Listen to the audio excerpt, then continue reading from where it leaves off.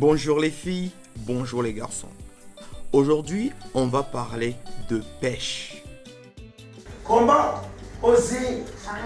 Non, je crie pas, madame, s'il vous plaît, c'est pas bon. L'atmosphère. Comme vous venez de le voir, le monsieur réclame juste qu'on adapte la réglementation à Mayotte. Parce qu'on n'a pas tous la même capacité ici qu'au niveau de la métropole. Et la dame botte en touche en disant au monsieur, ne criez pas. Pour ceux qui ne connaissent pas la culture locale ici, quand on réclame, quand on exprime son désarroi, ici on l'exprime avec force, avec de la hargne, parce que ça vient du cœur. Nous on ne fait pas semblant en utilisant les subtilités de la communication pour déstabiliser, pour disqualifier l'autre sans fond. Ça c'est pour toi. Vous avez bien compris. Mais bientôt, ils seront tenus de déclarer toute prise sur une fiche comme celle-ci.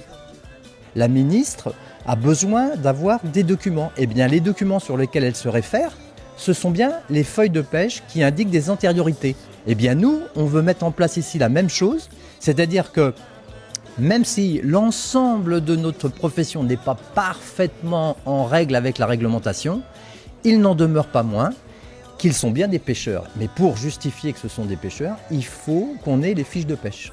Et ici, on a un monsieur, que je ne dirai pas la couleur de peau, parce que ce n'est pas l'objet de cette vidéo, qui nous explique que le Mahorais, le pêcheur, doit noter sur une fiche tout ce qu'il a pêché. Comprenez bien ceux qui ne le savent pas, parce que moi-même je ne le savais pas, j'ai demandé. Les pêcheurs à Mayotte, comment ça se passe? On achète l'essence, on démarre le moteur, on va au large et on cherche le poisson. Il y a des astuces qui sont utilisées, c'est-à-dire que regardez là où il y a les oiseaux, c'est là où il y a les poissons. Mais tant qu'on ne trouve pas de poisson, on ne peut pas revenir sur terre. Il y a même des gens qui ont tellement peur d'aller si loin pour ne pas pouvoir revenir ou que leur GPS tombe en panne. Pour info, leur GPS, c'est juste un truc sur leur cou qui regarde ainsi. Ils n'ont pas toute la technologie, on va dire avancée, qu'ont les pêcheurs de Paris. À Paris, il n'y a pas de mer assez calme, de la métropole. Donc ça c'est vraiment des freins. Et aujourd'hui, on demande aux gens de noter, de prendre note, alors que le poiré qu'on achète au bazari, on le pêche avec un hameçon, on fait monter. Si ça mord, si ça mord, on fait monter. Si ça ne mord pas, on recommence jusqu'à qu'on puisse avoir le minimum, ne serait-ce que pour payer l'essence. Même pas pour se payer, mais pour payer l'essence. Deuxième point, comprenez bien ceux qui ne le savent pas que des grosses entreprises, on va dire pêcheurs, viennent avec de gros filets, ils raflent tout. Il y a même des pêcheurs qui m'ont dit que parfois ces gros pêcheurs ont pitié d'eux, ils leur donnent quelques poissons.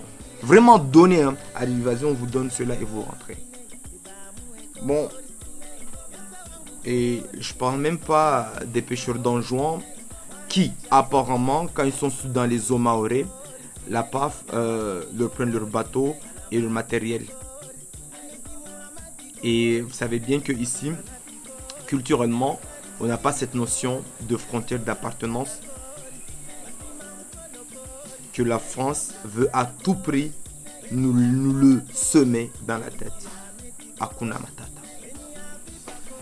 Ce mot signifie que tu vis dans ta vie sans aucun souci. Philosophie. Hakuna Matata. Bonne journée.